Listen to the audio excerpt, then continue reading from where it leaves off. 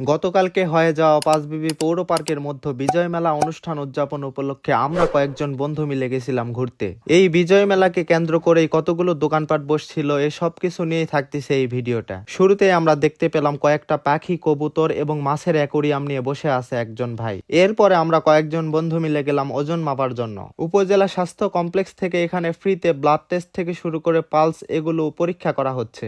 আমাদের বন্ধুদের মধ্যে কারো শরীরই ফিট ছিল না, পরীক্ষা করে আমরা এটাই জানতে পারলাম। এরপরে চলে আসলাম আমরা পিঠার দোকানে। আমাদের কাছে মনে হলো যে এখানকার পিঠার দাম অনেক বেশি। আপনারা যারা এখানে আসছিলেন তারা হয়তো অনেকেই জানেন।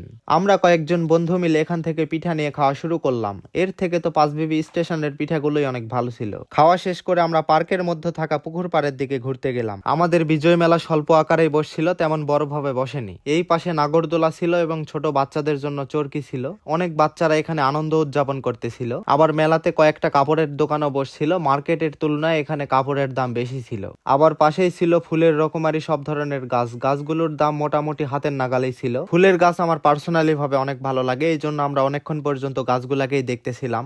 একটা আপু বাসা থেকে বিভিন্ন ধরনের কেক বানিয়ে এখানে বিক্রি করতে নিয়ে আসছিলেন।